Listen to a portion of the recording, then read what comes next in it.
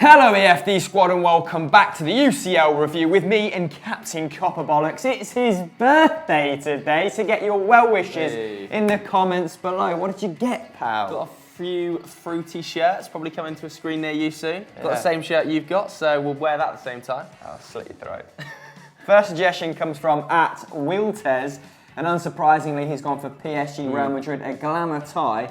But a bit of a dour second leg. Yeah, massively dour second leg. Obviously, Real Madrid coming out 5-2 victors on aggregate, despite the fact that we predicted a comfortable PSG win in the knockout rounds on Continental Club. So that went well. PSG actually had history on their side going into the game. They've knocked Real Madrid out on the two previous quarterfinals they faced each other. So Madrid surprising a few people potentially, and definitely surprising a few people with their starting lineup in the second leg, including like Kovacic, didn't they? Asensio and Lucas Vazquez, I actually thought was really, really good in the game. Before the match, those three combined only had 5 Champions League starts. So they almost doubled it in this leg alone. So I was impressed by, number one, how they pressed, number two, how comfortable they were against a really attacking PSG team. And I think partly that was down to the main man in midfield, Casemiro. He produced 4 tackles, 11 recoveries, 1 shot, 1 goal. He only conceded possession once in 80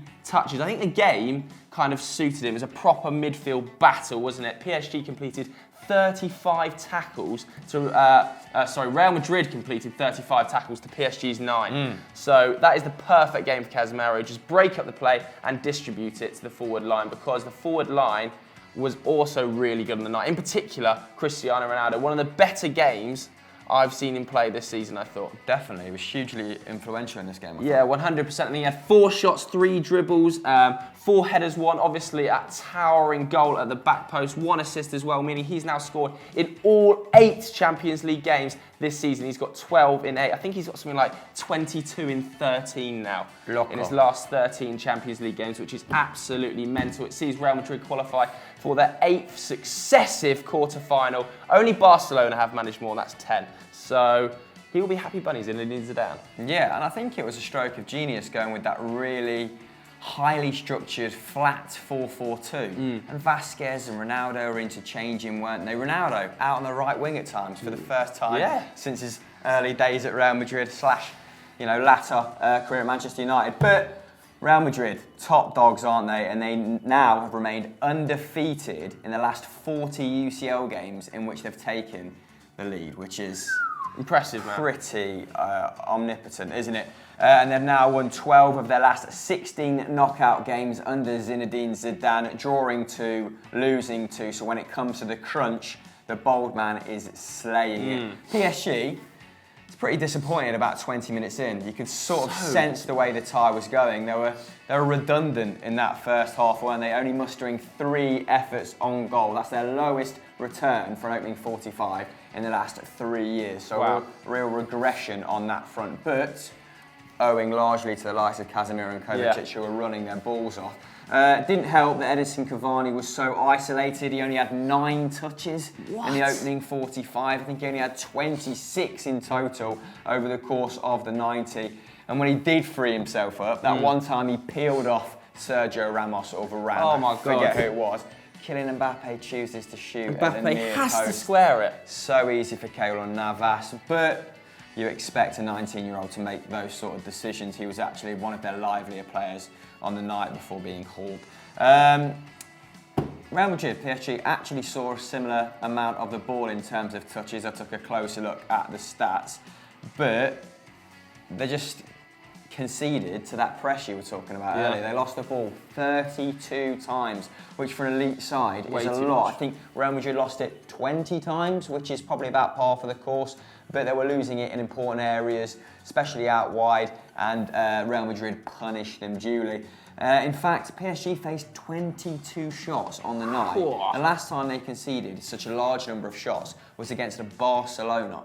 So, and that was in 2013, so they're still not really competing with the big boys in these knockout ties. It's all well and good smashing Celtic about, but when push comes to shove, they aren't really showing signs of improvement. They've not got over that sort of mental stumbling block yet, have they? No. I think the furthest they've gone is the quarter-final. Although I do think that they really miss Neymar in this game. Yeah, someone to break the press, but Angel Di Maria has been in decent form this game. Not a bad replacement. This is a guy who was player of the tournament in the Champions League in 2012, was it maybe? Yeah, so he 13. has that pedigree. Yeah, possibly 13. And he just wasn't good enough on the night. I actually think the midfield three didn't work at all. Didn't know what Verratti was doing. What was he doing? Thiago Motta was fine, but very deep. And who else played? Rabiot. It's a I like very Rabiot. defensive midfield. I said it before the game kicked off. So it's a very defensive midfield when you have to score 2 goals and get back into the tie. And the fullbacks as well. Dani Alves, I'm not sure he can be a fullback now at that level in a back four. Yeah. Because he does leave that right-hand side open, or left-hand side, sorry. No, right-hand side. And who was the left-back? Yuri. It was Yuri, who I've never even seen play before. Apparently they bought him from Sociedad for like 16 million. When did that Never happen? heard of the bloke. When Have did you it heard of happen? Yuri? Let us know in the comments below. But how far can Real Madrid go, guys? Let us know in the poll.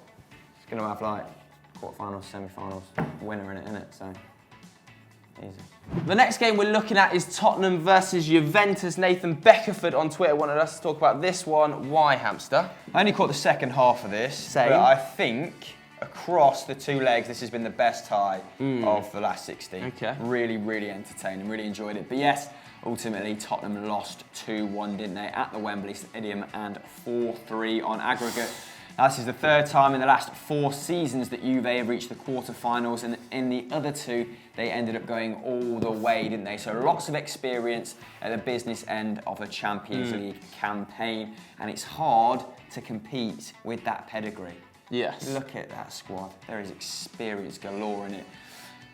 Tottenham potentially still a little bit green. I think the most Champions League appearances in the Tottenham squad was Hugo Lloris with 49. Wow. Whereas Buffon has like 115 by himself. Yeah. However, conversely, they actually have a pretty poor record against English sides in the knockout stages. It's the first time they've won in 5 attempts. I'd imagine those sides were probably Manchester United. Yeah, I couldn't name in them. their prime. Maybe the people at home know who they were. Yeah. If you do, let's know in Lack the of comments. preparation. Maybe you tell us. And the result. And the date.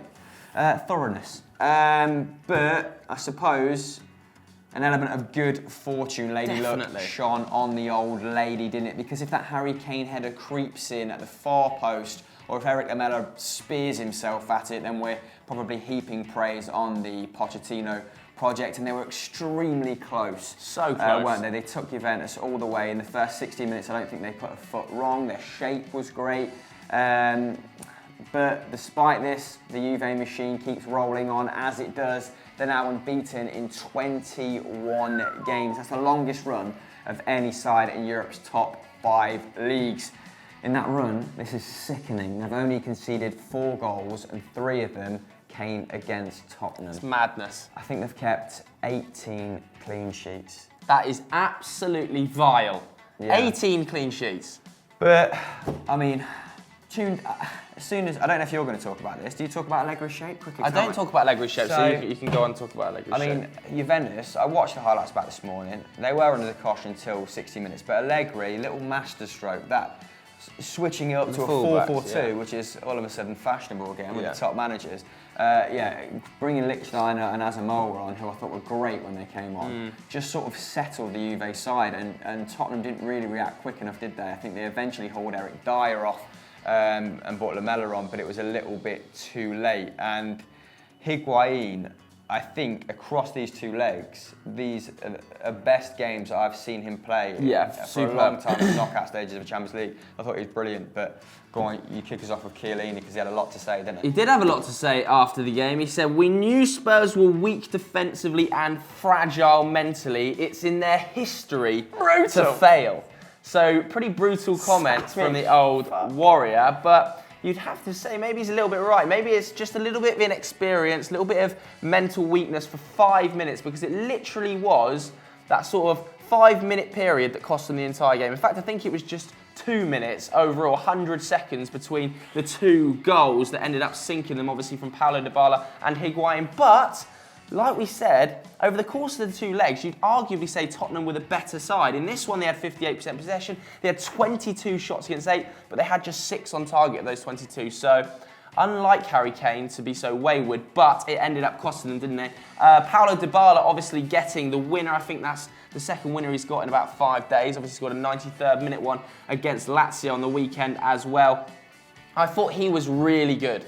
I thought he was really good in possession. I thought he was one of the few Juventus players that was brave enough to drive them forward. Absolute shithousery from him at the end as well when he faked it, that he got elbow from Davinson Sanchez and spent 3 minutes rolling around before jumping up and then just jogging off. Yeah, they were doing that from the 70th minute onwards. But we know that Italians have been trying to ruin football for the last 100 years. So. Yeah, 100%. But at the back, as good as I thought Dybala was going forward, I thought Juventus was superb defensively. I mean, there was images, weren't they, of Buffon and Chiellini celebrating every tackle like they just scored a goal. They were grabbing each other's Fantastic. Chiellini was a monster on the night, took home the man of the match award, 85 touches, 13 clearances, 4 aerial duels, 4 tackles, 4 interceptions. Absolutely mammoth performance. He's a proper Spartan. And the experience Juventus ended up telling. But I have to say, I thought Tottenham were a little bit unlucky. I think they're the better team over 2 legs. And they've got to start proving themselves in these big moments. A couple of interesting comments on my timeline. I was speaking to a Spurs fan about Spurs' fullbacks and how he doesn't think they're good enough at this level. And while I was watching, as much as I like Ben Davies and as good as he's been this season, I think he is quite a predictable fullback. So predictable. He has to go to the byline, doesn't he? Cross. He has Left cross. And he puts crosses in knowing that it's going to be blocked in the hope that he wins a corner. And you can get away with it in the Premier League, where it's a little bit Iron Robin-ish. You know what he's going to do, but you just can't stop him doing it. Yeah, and I think that Lichtsteiner as well, when he came on, just ate that shit up. Yeah. And Kieran Trippier, I didn't really see him joining the attack, so maybe he has a point. And maybe if that's Danny Rose and Sergio there, they cause more problems, but maybe although I thought also defensively fragile. one other positive, Heung-min Son just keeps doing it for Tottenham Hotspur, doesn't he? He's got to be considered one of the Premier League's best players now for me, Heung-min Son. Yeah, he's been so consistent, hasn't he? And I think with Heung-min Son, the great thing is he can fill like 2 or 3 positions. He's so tactically versatile. Rio Ferdinand made a really good point about this. Like, this Tottenham Hotspur side needs to keep knocking on the door until they overcome this this mental block, as in can't quite contest with the boys at the top of the Premier League, aren't quite good enough to get to the quarterfinals of the Champions League yet. But as soon as they do, it's almost like the floodgates will open. Yeah. So if they can retain these players and the manager, it's going to happen in the next year, 2 years, surely. Surely. If they don't win a title, or a trophy. Yeah, I'd imagine a trophy at least. Yeah. Carabao Cup. Probably. Last but not least, it's Manchester City. This suggestion comes from @Kyle the Great. And yes, we could have done 4 matches, could have covered Liverpool Porto, but it was boring and we write these scripts after work at night. So I'm not going to do it, all right? Don't complain. 100%. This was a bit of a shock result, wasn't it? 2-1 to Basel at the Etihad, although massively weakened Manchester City team didn't really care. They won the first leg comfortably, didn't they? So didn't really need to put everything into this one. But nevertheless, Basel showing up in a big way.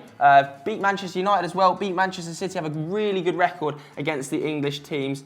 Manchester City, though, only their second quarter-final appearance in Champions League history, so Pep Guardiola will be happy with that. But one negative, the loss did end a 36-game unbeaten streak at home for Pep Guardiola. 29 wins, 7 draws. I think the last time they lost was actually December the 3rd, 2016. Who was that against? It was against Chelsea. They lost 3-1. That was when Conte's side was just rolling everyone over. In this game, they completed 978 passes. Ugh. Obviously, that is the most in Champions League history.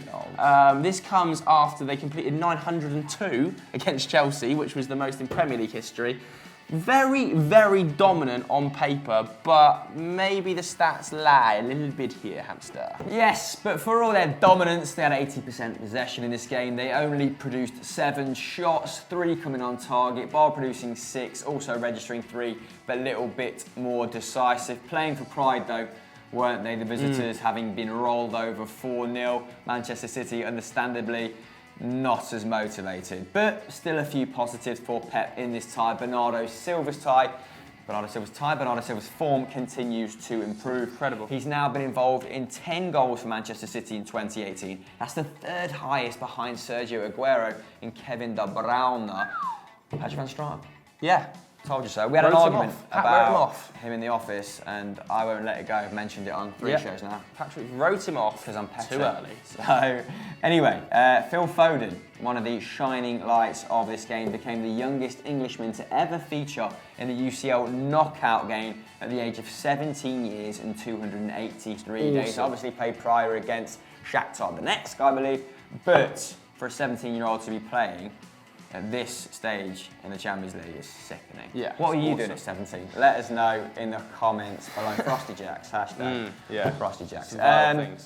Yeah, and Pep singing his praises. He loves him, doesn't he? He's very much a player. He's moulding in his own image. He said he was one of the few players that was driving Manchester City forward. And he had 99 touches, 77 successful passes, 92% pass accuracy, 2 tackles and 1 interception in this game. So a really good, well-rounded outing from him despite the result. Now, English teams can draw each other again in the quarterfinals. So if United get City, we're going to have 3 Manchester derbies in April. I mean, that just means you getting beaten 3 times in April. Probably. Quite probably. But you never know. Jose, full shithouse performance. Might just scrape out a 1-0. Fingers crossed he doesn't. Please, Jose. So that was this week's UCL review, guys. We'll be back next week for Manchester United. Fingers crossed that Monte's men do them in. No. Barcelona-Chelsea, foregone conclusion. But, you know, shouldn't have said that, should I? Tempted fate. Anyway. So yeah, we'll be back next week. Thank you for getting involved on Twitter. Please do so for Sunday Vibes, for Continental Club, for all Winners and losers. You know, the other shows. Joe, what other primo content is on across the 2 channels? It's Thursday, which means on Football Daily today is a top 10. What that top 10 is, as usual, I don't know. Yeah. Seem to be asked that every single time. I haven't got a clue. But that'll be good, so go and watch that. Powerful Women is coming out on EFD as well, because we're inclusive.